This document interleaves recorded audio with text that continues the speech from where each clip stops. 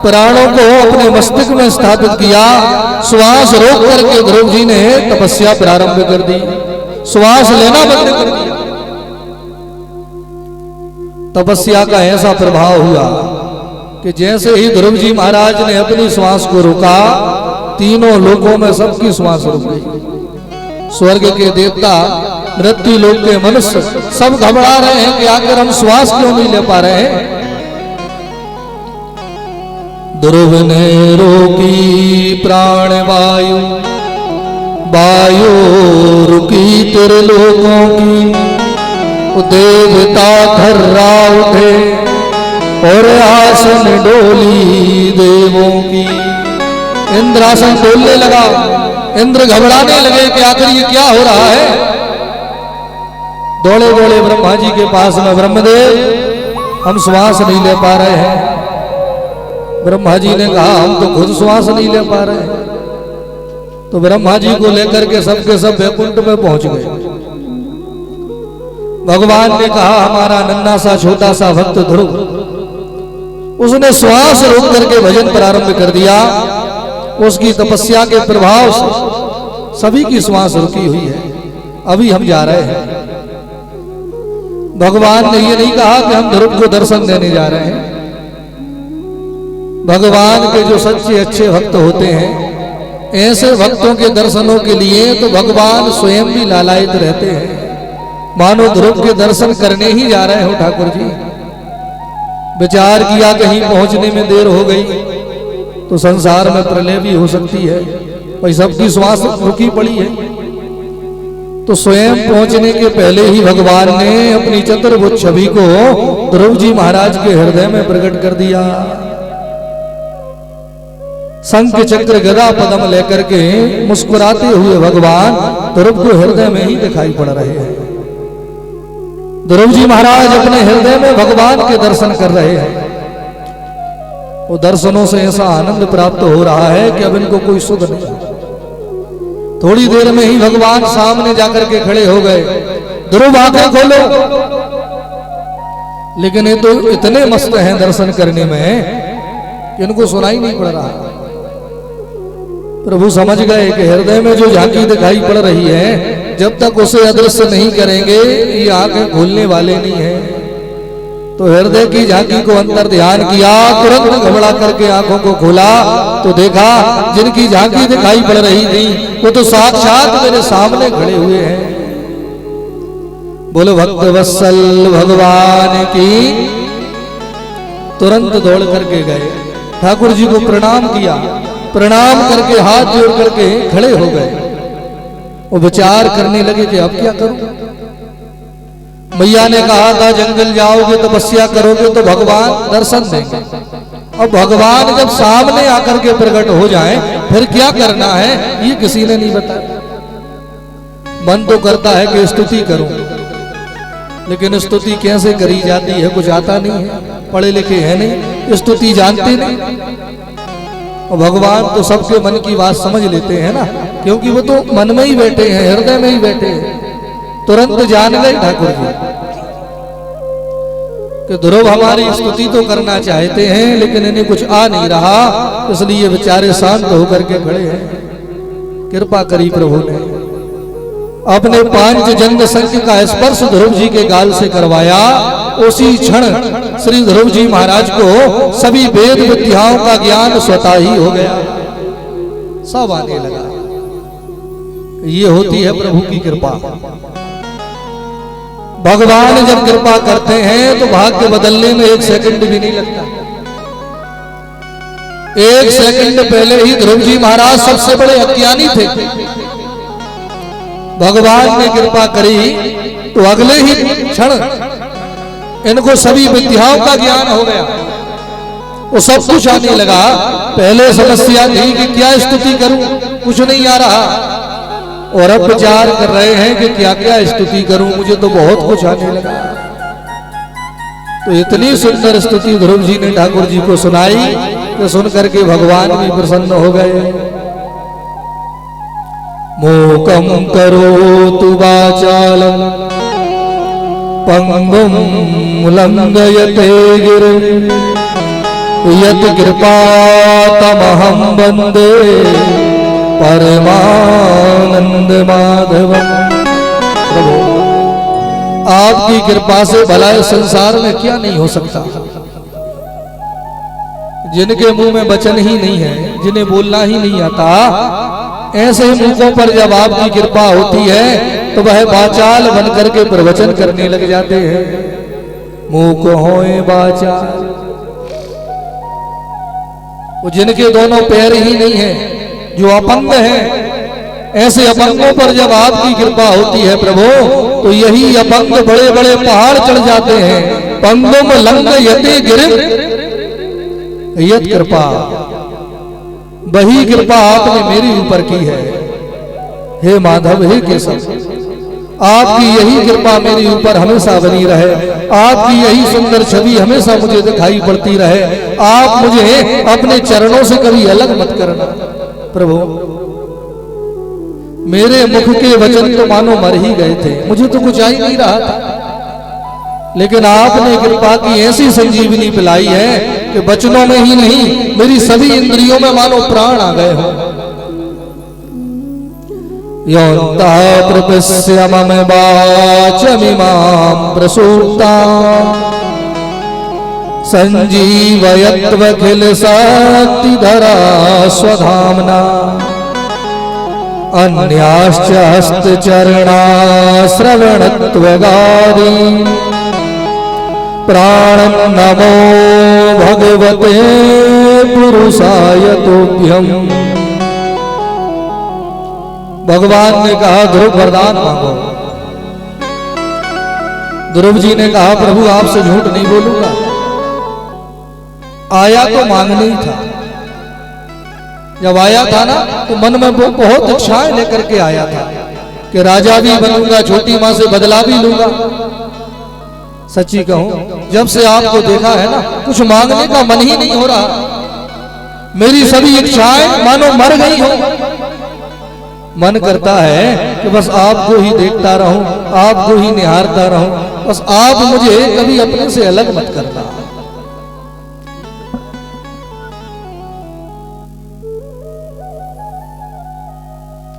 भगवान ने कहा ध्रुव हमसे भक्ति मांग रहे हो, लेकिन ये भक्ति अभी हम तुम्हें नहीं दे पाएंगे। तुम हमारे चरणों की शरण मांग रहे हो ध्रुव, लेकिन अभी ये तुम्हें प्राप्त नहीं हो सकती। क्यों? जीव के मन में जब तक संसार की इच्छाएं हैं, तब तक उसे भगवान तो मिल ही नहीं सकते। जिसके मन में सभी अच्छी बुरी इच्छाएं समाप्त हो जाती हैं, उन्हीं वक्तों को भगवान मिलते हैं।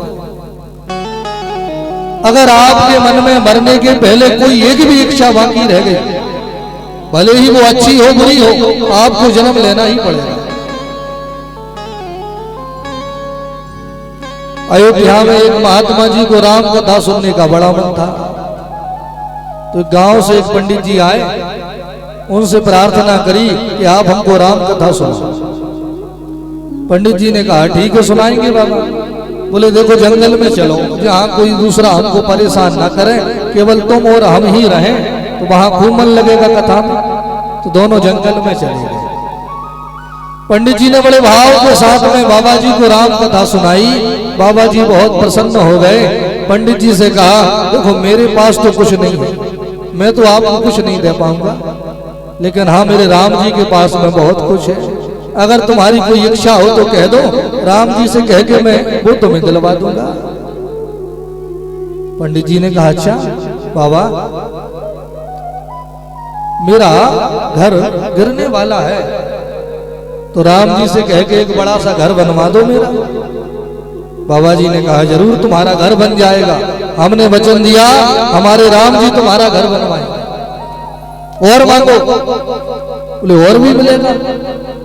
बाबा मेरा एक ही बेटा है, उसका बढ़िया विवाह हो जाए, बेटे का विवाह वो भी हो जाएगा। और मांगो। अब क्या मांगो? कहा बाबा ये दो ही समस्या थी, फिर भी अगर और देना चाहते हो तो कृपा कर दो कि मुझे भगवान मिल जाए। बाबा जी ने कहा वो तुम्हें नहीं मिलेंगे, तुम्हें तो संसार का और कुछ मांगना हो मांग लो, वो सब मिलेगा तुम्हें, लेकिन भगवान नहीं मिलेंगे। क्यों? क्योंकि जब हमने तुमसे मांगने को कहा तो तुम्हें पहले अपना घर याद आया, फिर अपना बेटा याद आया, भगवान तो तुम्हें तीसरे नंबर पे याद आए।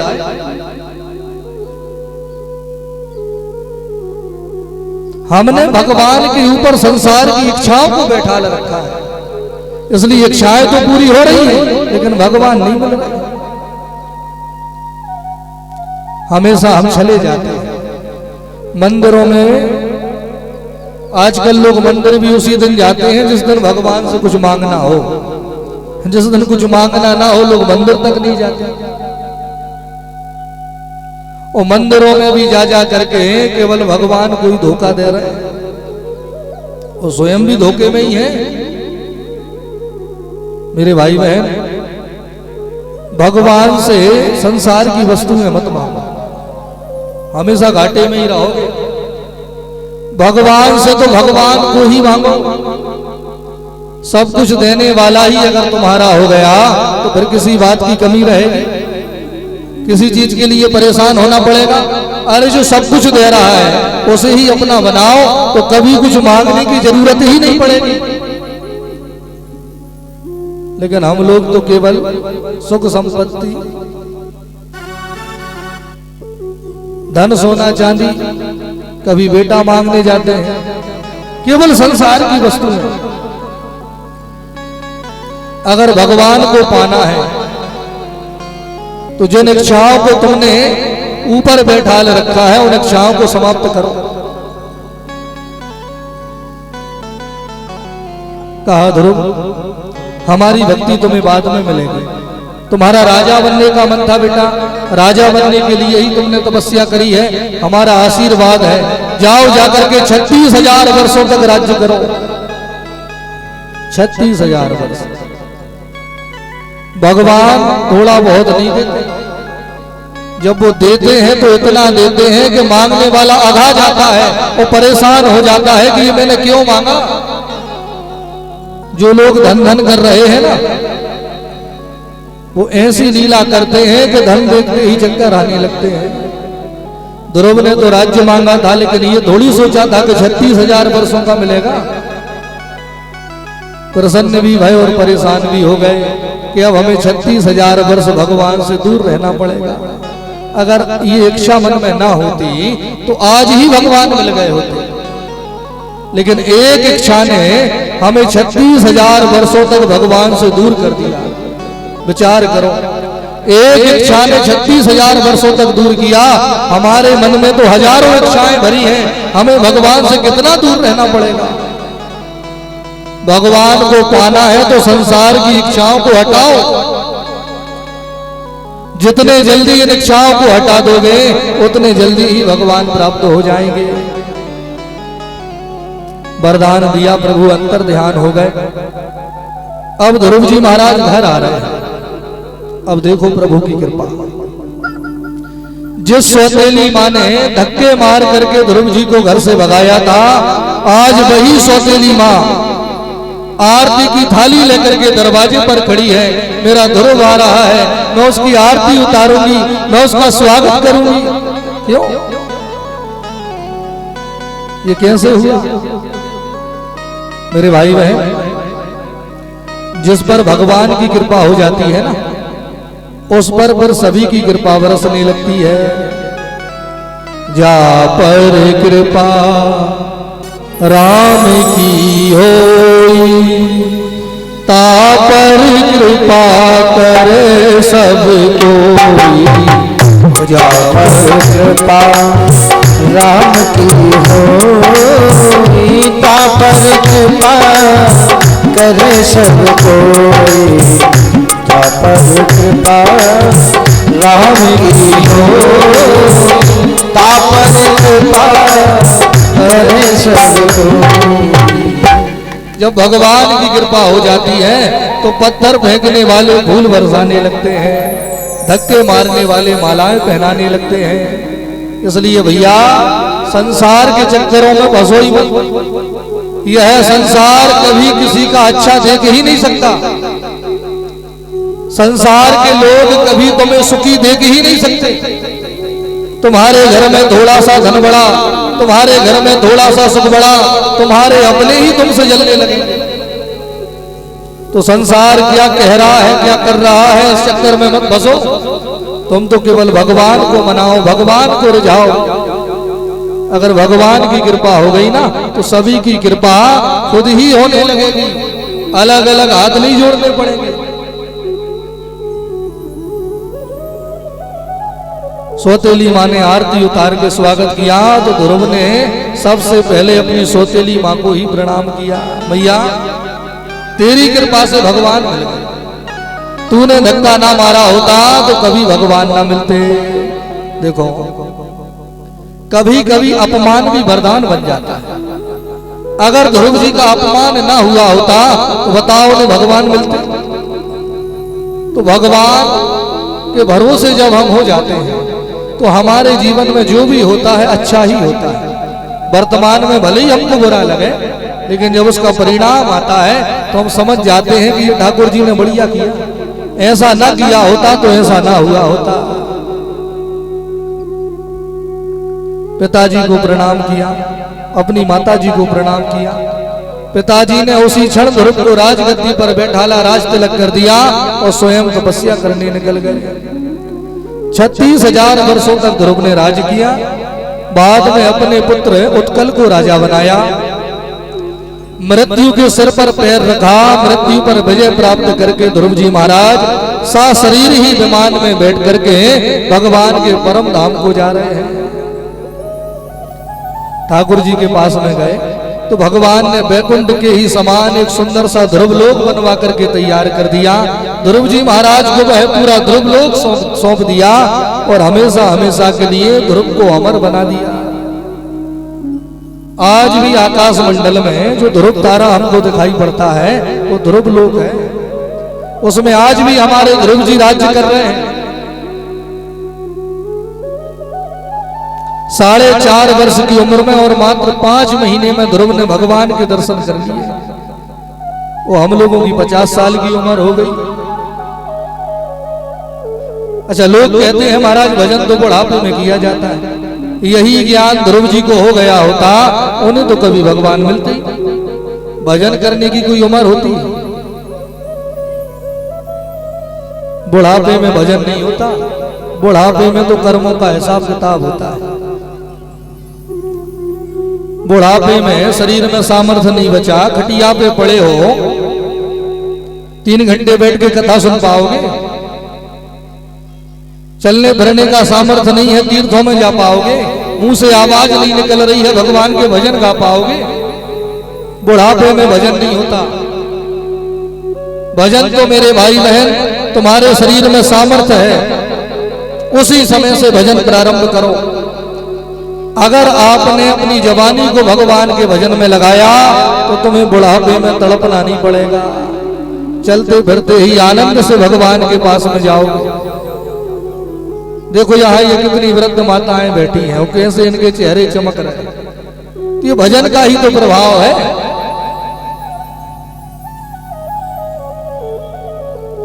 जो भगवान का भजन करता है उसके चेहरे की चमक कभी कम नहीं होती। तो ब्यूटी पार्लर के चक्कर में ना रहो। राम जी के नाम का सहारा लो तो कहीं जाने की जरूरत नहीं पड़ेगी, खुद ही चेहरा चमकने लगेगा। मेरे भाई बहन,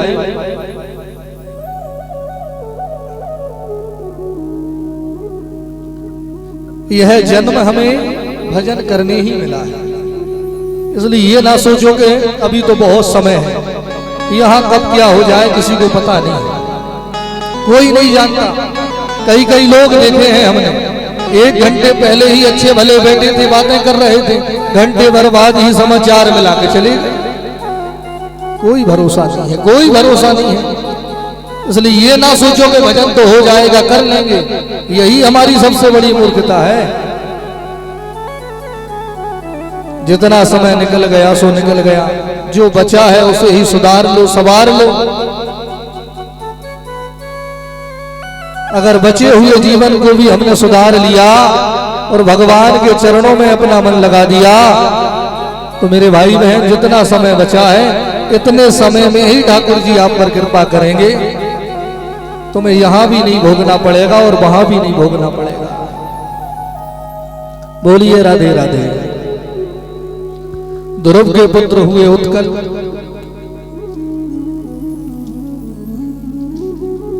उनके पुत्र हुए अंग, अंग के पुत्र हुए बैन, बैन बहुत बड़े नास्तिक हुए। जब ये राजा बने इन्होंने सभी प्रकार के यज्ञ अनुष्ठानों को बंद करवा दिया। तो महात्माओं को क्रोध आया, सबके सब महात्मा इकट्ठे होकर के गए। पहले तो बैन को समझाया तो महात्मा कोई भला बुरा कहने लगा। ये बोला तुम सबके सब महात्मा पाखंडी हो, खाने को हम दे रहे हैं और भजन भगवान के कर रहे हो। अरे जब खाने हम दे रहे हैं तो हमारे ही भजन गाओ। महात्माओं ने कहा बताओ अब ऐसे दुष्टों के भजन गाने पड़ेंगे। नहीं माने, नहीं समझे, तो एक साथ मिलकर के महात्माओं ने हुंकार ध्वनि प्रकट की। महात्माओं की हुंकार मात्र से ही इनके प्राण निकल गए। अब समस्या वही कि राजा किसे बनाए, इनकी कोई संतान नहीं थी। तो बैन के शरीर का मंथन किया गया। महात्माओं ने जब इसके शरीर को मथा तो उस मंथन में से भगवान ही अवतार लेकर के प्रकट हो गए। बोल पृथु भगवान की जय। भगवान का पृथु अवतार हुआ। भगवान ने जो पाप अत्याचार बढ़ गया था उसे समाप्त किया, पृथ्वी के अकाल को भी मिटाया। भक्ति का प्रचार प्रसार हुआ, जगह जगह सत्संग होने लगा, लोगों का पुनः धार्मिक स्वभाव हो गया। प्राचीन वरही की कथा आती है महाराज, जो यज्ञ के नाम पर जानवरों को मारा करते थे। कभी बकरे को काट के आहुति दे दें, कभी घोड़ों को काट करके हवन कुंड में स्वाहा कर दें। नारद जी ने समझाया महाराज ये पाप क्यों कर रहे हो? आपने 50 बकरों को घोड़ों को मार दिया। आपको मालूम है इसका कितना भयंकर प्रायश्चित आपको करना पड़ेगा? अपने सिर को उठा करके देखो महाराज। इन्होंने सिर उठा करके देखा तो आकाश में कई घोड़े और बकरे और कई कई प्रकार के जानवर लाल लाल आंखें किए हुए जोर जोर से इनको देख देख करके दहाड़ रहे हैं। प्राचीन वरही ने कहा महाराज ये लोग मुझे ऐसे क्यों देख रहे हैं? नारद जी ने कहा ये वही जानवर है महाराज जिन्हें तुमने काटा है। ये तुम्हारे मरने का इंतजार कर रहे हैं। जिस दिन तुम मर के जाओगे ना तो जितना दुख तुमने इन्हें दिया है उतना ही दुख ये भी तुम्हें देंगे। ये घबराए, बोले बचने का कोई उपाय नहीं है क्या? नारद जी ने कहा उपाय है। पहले तो ये जो नियम विरुद्ध यज्ञ हो रहे हैं इन्हें बंद कराओ, विधि विधान से अपने यज्ञों को संपन्न कराओ। धर्म के जो नियम है उनका उल्लंघन मत करो। मेरे भाई बहन वर्तमान समय में भी बहुत प्रकार की अंध परंपराएं जो बहुत जोर से चल रही हैं। देवी देवताओं के नाम पर लोग जानवर काट रहे हैं, बलि देने की प्रथाएं। हमारे धर्म में एक चींटी को तक मारने का अधिकार नहीं है, तो क्या बकरों को काटने का अधिकार होगा? जहां धोखे से एक चींटी भी मर जाती है तो उसका भी प्रायश्चित करना पड़ता है। राक्षस बलि दिया करते थे, उनकी तामसी पूजा होती थी। अगर तुम राक्षस हो तो बलि चढ़ाओ, अगर मनुष्य हो तो देवताओं के लिए और मनुष्यों के लिए बलि का कोई विधान नहीं है।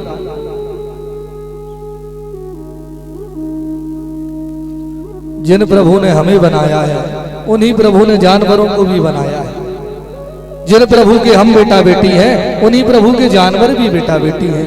तो कोई भी माता पिता अपने बच्चे की बलि नहीं मांगते। माता के नाम पर बलि दी जाती है। अरे वो जगत जननी है, भवानी है।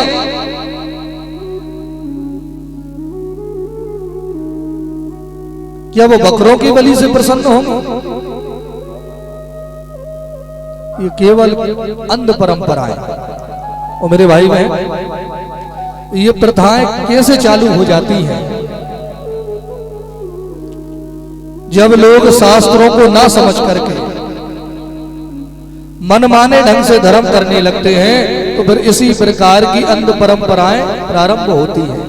पहले शास्त्रों को ढंग से समझ लो। वेदों की भाषा बड़ी कठिन है, सबको समझ में नहीं आती। अब जिन्हें वेद समझ में ही नहीं आए, क्या वो दूसरों को वेद समझा सकते हैं?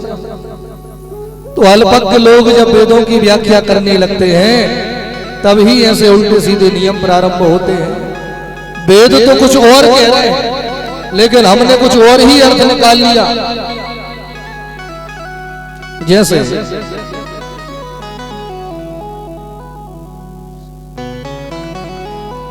एक गांव में एक व्यक्ति बहुत बीड़ी पीता था। अब घर वाले सब परेशान, घर वालों ने समझाया, नहीं समझा तो कहा गुरुजी के पास में ले चलो। गुरुजी ने भी समझाया, क्यों रे मूर्ख, बीड़ी पीता है, बीड़ी पीना बंद कर। सो हाथ जोड़ के कहा, गुरुदेव अब बीड़ी पीने की तो आदत लग गई, अब ये छूटने वाली नहीं है। तो गुरुजी समझ गए एकदम छोड़ने को कहेंगे तो बिल्कुल नहीं छोड़ेगा, पहले कम करवा दें, धीरे धीरे बंद करवा देंगे। तो गुरुजी ने कहा, देख वैसे तो बीड़ी पीना गलत ही होता है, नहीं पीनी चाहिए, लेकिन तुझे आदत लगी है तो तू 7 दिन में 1 दिन बीड़ी पी लिया कर, 6 दिन बिल्कुल बीड़ी को हाथ मत लगाना, हाँ रविवार के दिन थोड़ी बहुत बीड़ी पी लिया कर। अब गुरुजी ने तो इसलिए कहा था कि जो रोज रोज पीता है एक दोस्त से बचेगा, और धीरे धीरे रविवार को भी बंद करा देगा। अच्छा, इसने इस बात का कोई दूसरा ही अर्थ निकाला। गुरुजी की बात मानता था, 6 दिन बिल्कुल बीड़ी को हाथ नहीं लगाया, लेकिन जैसे ही महाराज रविवार का दिन आया, सुबह से ही बड़ा सा बंडल लेकर के बैठ गया, तो 6 दिन में जितनी बीड़ी नहीं पी पाई थी, 7वें दिन सब भरपाई कर दी इसने। अब गुरुजी चले गए कहीं तीर्थ यात्रा करने, तो अब तो इसने और आतंक मचा दिया। जो गांव के भोले भाले लोग बेचारे बीड़ी नहीं पीते थे ना, उन्हें भी बीड़ी पीना सिखा दिया। लोगों से कहा, भैया रविवार को बीड़ी पीने का बड़ा महत्व होता है। हमारे गुरुजी ने कहा था कि 6 दिन भले ही बीड़ी मत पियो, लेकिन रविवार को तो जरूर बीड़ी पीनी चाहिए। अच्छा, गुरुजी ने कहा था, तो गुरुजी ने कहा था भैया तो महत्व होता होगा, तो जो नहीं पीते थे वो भी बीड़ी पीने लगे। अब बताओ, एक अच्छी बात का इसने अनर्थ किया कि नहीं किया? गुरुजी ने किस लिए कहा, इन्होंने उसका क्या अर्थ निकाला? एक अच्छी बात का ऐसा प्रचार किया, उसे ही बुराई बना करके इन्होंने समाज में फैला दिया। यही हो रहा है। वेद तो कुछ और कह रहे हैं लेकिन हम कुछ और समझ रहे हैं। अब जो हम समझ रहे हैं वही दूसरों को समझा रहे हैं। ये उल्टी सीधी परंपराएं प्रारंभ हो रही है। अहिंसा परमो धर्मा, चींटी भी अगर मर गई है तो उसका भी प्रायश्चित करना पड़ता है। तो यह बलि देने की परंपराएं बिल्कुल गलत है और ये हमारे धर्म के नियम नहीं है। और ना ही किसी प्रकार की बलि से कोई देवी देवता प्रसन्न होते। जिन भगवान ने ये दुनिया बनाई है, कीट पतंग जानवरों को भी उन्हीं भगवान ने बनाया है, क्या वो उनकी बलि मांगेंगे? प्राचीन वरही को नारद जी ने पुरंजन उपाख्यान के माध्यम से समझाया, राजन पुरंजन बन के ना डोलो, होश में आओ कि यहां तुम रह रहे हो, केवल यही तुम्हारा घर नहीं है। अपने आप को पहचानो। अरे हो मुसाफिर, कुछ अपनी भी खबर है, इस घर के बाद एक दूसरा भी घर है और वही घर तेरा सच्चा है। पहचानो अपने आप को। जब इनको ज्ञान हुआ तो उल्टे सीधे यज्ञ बंद भये। इन्होंने नियम से यज्ञ कराए, नारद जी जैसे गुरु प्राप्त हो गए तो इनका भी उद्धार हो गया। बोलिए राधे राधे। अब समय पूर्ण हो गया है और आज हम लोगों को वामन भगवान के दर्शन करने हैं। वामन भगवान की सुंदर छवि के हम लोग दर्शन करेंगे, सब लोग पूजन भी करेंगे। लेकिन इस कथा में कल बहुत बड़ा उत्सव हम सब लोग मिलकर के मनाएंगे। कल हमारे गांव में बांके बिहारी सरकार का दिव्य प्राकट उत्सव मनाया जाएगा। सब लोग धूमधाम से भगवान का स्वागत करेंगे। अच्छा, कितने लोग आएंगे भगवान का स्वागत करने? हाँ, सब लोग आएंगे। बोलिए राधे राधे। देखो, आपका गांव है, अब जैसे आपको स्वागत करना हो, जैसे आपके भाव हो, क्योंकि कार्यक्रम बड़ा है, भगवान ही आ रहे हैं। अगर घर में कोई मेहमान भी आता है तो कितनी तैयारियां करनी पड़ती हैं, और भगवान आ रहे हैं तो तैयारी करनी पड़ेगी कि नहीं? तो कार्यक्रम बड़ा है, इसलिए जो तैयारियां हैं उनको हम लोग मिल बांट करके पूरा करें। कुछ काम माताएं बहनें कर दें, कुछ ये भक्त लोग करेंगे। तो माताओं बहनों को क्या करना है? कल जब आप अपने घर से कथा सुनने आओ तो भगवान को भोग लगाने के लिए अपने घर से कुछ ना कुछ जरूर लेकर के आओ। दूध, दही, माखन, मिश्री, फल, मिठाई जो मिल जाए, जरूरी नहीं है कि सब इकट्ठे करके